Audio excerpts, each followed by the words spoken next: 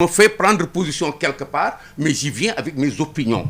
Dama am lu ma xam, lu ma mën, lu may xalaat, lu may def. Et quand je dis je suis avec le président Macky Sall, je puis l'expliquer et sans gêne. C'est-à-dire, je n'ai pas le complexe de cet opposant de circonstance qui croit que s'opposer est une nécessité. Je ne suis pas de ces leaders qui cherchent à se positionner du côté qui va gagner, comme on en a en pagaille aujourd'hui, qui se sont salis dans des mélanges où ils sont en train de se mouvoir sans savoir pourquoi. Pourquoi Khalifa Sall est plus magnifique que moi aujourd'hui? Parce que simplement, il est du côté du grand bruit. Mais il l'a cherché pour se reconstituer, pour renaître politiquement, alors qu'il a perdu de l'allant et de l'allure comme beaucoup d'autres gens. Pourquoi Aïda Mbodj et tous ces gens-là sont là? Mais est-ce que vous êtes allés comprendre pourquoi est-ce que tous ces cadres de la politique sénégalaise n'ont pas fait tourner leur mélange pour se positionner en ne tenant compte que de l'intérêt des Sénégalais? Pourquoi faut-il absolument être contre Macky pour être dans le beau ou dans le bon? C'est des questions. Pourquoi vous êtes du côté de Macky? Pourquoi je suis du côté? Mais parce que j'ai choisi d'aller du côté. Mais eux aussi, ils ont choisi, c'est ça? Non, vous ne répondez pas toujours. Moi, je vous dis, vous ne répondez pas parce que vous me renvoyez, parce qu'ils m'ont dit eux aussi. Nous sommes dans un débat. Non, vous avez dit qu'ils ont J'ai posé des actes. J'ai raisonné. Oui. J'ai raisonné. J'ai dit, voilà des gens qui se sont positionnés à un endroit. Xam nañ leen ñun ñëpp. li mu bëgg a wax mooy le choix est libre. Ouais. Non, ce choix libre là taxul ñu toog fii. Yooyu ay fuite en arrière là. Ah bon? C'est des fuites en arrière. Le choix est libre. Tu ne m'apprends rien. Tu parles de moi. Toi, tu veux que moi, je me comporte à travers tes réflexions. Non. Et tu ne veux pas réagir avec moi dans le sens de mes réflexions. Que vous répondez par rapport à mes questions. C'est simple. Je suis en train de vous répondre. Merci. Et malheureusement, le temps est court. Mais j'aurais voulu pouvoir vous répondre. J'aurais voulu pouvoir vous répondre comme il se doit. Être avec le président Macky Sall. Moi, je suis arrivé en 2016 à quitter Sonko tranquillement dem sama kër toog. Pourquoi? Parce que dama doon ànd ak ñeneen. Ku ma gis may xool. J'ai fréquenté tout le monde dans cette opposition. Tout le monde est venu chez moi. Je vous dis tout le monde. ñu ngi may wax leen gën leen wax wolof s'il vous plaît. Voilà gars yi ñu ngi suivre. Il y a ñëpp beaucoup ngi ñëw de gens ñëpp ñëw nañ sama kër. ñëpp toogaadu nan ma. Mais may xool di xool ni mais pourquoi absolument doit-on être contre quelqu'un qui dirige le pays? Pourquoi absolument? Depuis que le Sénégal est Sénégal ku yore réew mi rek baaxuloo. À commencer par Senghor, Abdou Diouf, Abdoulaye Wade. J'ai dit moi je fais ma propre réflexion. D'accord yow da nga jël. xool ne Macky Sall pour te résumer moo gën ci Sénégal. lan ngay xaar ci président Macky Sall yow. lan laay Keita lan ngay xaar ci moom. mais maa ngi gis muy dem. Il a un projet. projet maa ngi ko commencé analyser. ci fi nga xam ni fa la ko nit ñi bàyyee di dugg ci charia di wax. mooy yoonu yokkute. wax naa la ñun alkaati yi yàlla daf ñu may ñu mën am recul parce que lu ñuy def yëpp dañ koy xam sinon suñu yaram day xasan. bi ma xoolee bi may dellu si naan mais ce bonhomme là il faut ma xam li muy def. parce que personnellement je le connais très bien mais il faut ma xam li muy def li muy woote. quand bi muy woote boobu man alkaati la ma commencé au béaba commencé fi mu commencé. lan la commencé dama bëgg pouvoir bi yoonu yokkute. qu'est-ce que c'est yoonu yokkute c'est ma xoolaat autour est-ce que démarche bu mel nii mës na fi am Senghor amu ko Abdou Diouf amu ko Abdoulaye Wade amu ko moom mooy le premier président qui est venu ici au Sénégal pour énoncer une vision. D'accord. Tous les autres ne sont venus ni avec une vision ni avec un programme. J'ai la liberté de le dire. ma ñëw xool ni cette vision il l'a traduite en un mauvais plan Sénégal émergent si vous voulez. Qui soit mauvais mais il a amené un plan. Il a dit je veux amener le pays quelque part. Moi pour la formation politique que j'ai. Parce que je suis de la génération d'après 68. D'accord, attendez, je suis de la génération d'après 68. ñun dañu xalaat ni politique nii leen koy defee am réew nii leen koy yore. C'est sur la base de vision de projet que nga mën a wax ci réew. ma gis mu def loolu. ma duggaat ci biir programme am gis programme bi am na ay articulation am na ay contenu am na lii mu ngi commencé am ay réalisation bon ou mauvais. j'ai dit fii dara nekk. war naa fi mën a liggéeyal sama réew. ànd ak ki nga xam ni mu ngi liggéey. di liggéey te du ma ko may dara. d'accord donte li ko dese bëreetul. parce que def naa attaque lu teg rek. lañu kii d'ailleurs ñu bëri ñu ngi ne Sonko 2024 puisque Macky Sall en 2024 normalement jeexal na mandat. xam nga c'est un joli débat dans lequel on m'entraîne toujours pour ma waxal Macky Sall. man sama bopp lay waxal. looy wax. moi je ne suis pas un démocrate. maanaam. Ah bon? Je ne crois pas en la démocratie. maanaam. parce que intellectuel là parce que fi ngeen di toog ah bon yaa ngi mel ni ku jaaxle. ah mais parce que les intellectuels croient dans la démocratie. Les intellectuels c'est parce que ils sont asservis par leur cursus. universitaire et politique. D'accord c'est-à-dire dañu leen ko dañu leen situation démocratie fan la boo nee du ma démocrate lan nga bëgg wax. cela veut dire quoi. je suis waaw maanaam loo bëgg libre bi nga xam ne fu may teg sama tànk dama ko gëm.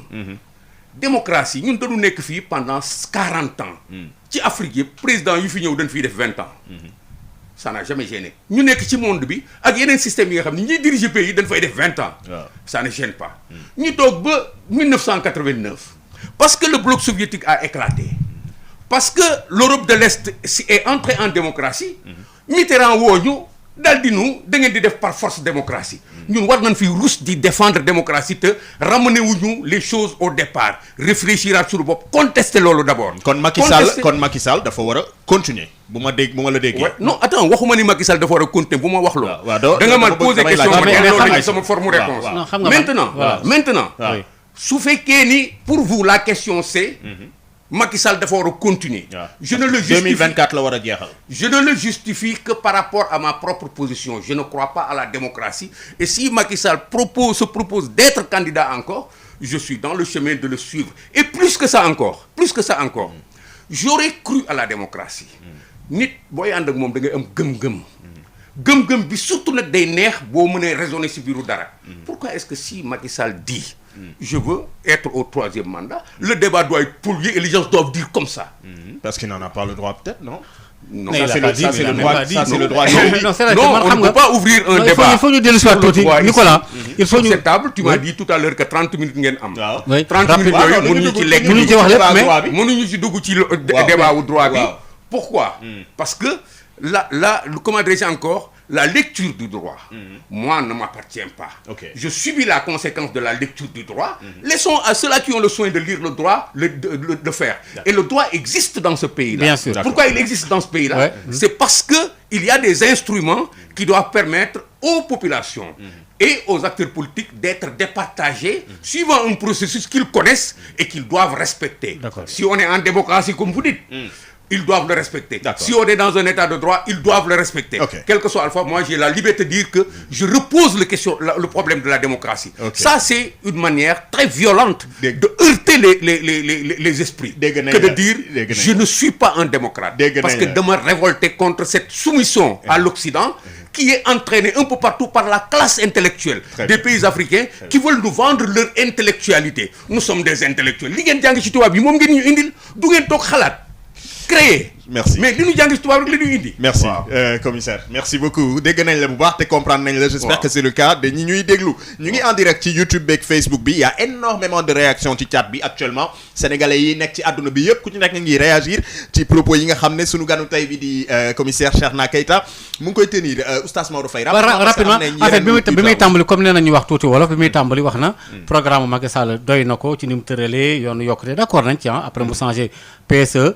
baax na wala baaxul d'accord nañ ci ak lépp mais ñeneen ñi aussi am nañ programme mën nga tudd programme Macky Sall ok mais am na ñeneen ñoo xam ni posé nañ problème pour yooyu nag mën na ko bañ a doy su ko neexee mu ne programme bi doyu ma bee moom ma doy là il est libre mais quand on n'est pas démocrate on est quoi on est peut-être dictateur. xam nga ba léegi yaa ngi da nga réer. ah bon moi je suis dans la prospective. dama nekk ci investigation dama invité à la réflexion et à l'action. man dama bëgg ñu am sunu yëfu bopp. mais on est d'accord du démocrate yi parce que yow fi nga tënku. yow xaw ma je crois que yow arabisant nga. non je suis sénégalais. yow fi nga tënku. je ne suis pas arabisant war nañ fa tekkeeku. pourquoi ku nekkul démocrate rek dictateur nga. moi je suis un descendant de Soundiata Keita. oui. mes ancêtres ont dirigé des pays sans qu'on les ait taxés de démocrates ou de dictateurs. C'était des empereurs et des rois. Ce territoire-là était dirigé par des empereurs et des rois. Mais le monde actuel nous demande d'être, en tout cas, très juste au pouvoir. On ne peut pas dire devant tout le monde, man duma démocrate. Et on parle de la démocratie, on parle de l'état de droit, on parle de tout. Vous m'avez invité sur un plateau pour qu'on parle seulement. Oui. Si on parle de manière figée, en se référant à ce auquel li ngeen gëm su fekkee li ngeen gëm moom mooy référence absolue bi kenn du ko agressé non pas absolue mais quand même si c'est absolu parce que da nga ma ni ku nekkul démocrate dictateur non dama ne c'est quoi ça je suis pas un dictateur def naa débat ngeen baal ma mais débat boobu noonu étant donné le temps très limité buñ ci duggee duñ ciy génn jaajëfal bu baax a baax mbokk yi ñuy déglu ak sponsor yi leen di gunge Sonatel Orange AME Boisson Punch ndoxu wàllu tàngal bége émission bile moom la kilifa réew mi di déglu mooy ndekki li émission nandite yi damay profité juste laata may enchaîner parce que war nañ wax ci ba ngay nekk directeur ak la jëlee ca police ak yooyu te war nañ ko tënk damay profiter juste ci benn occasion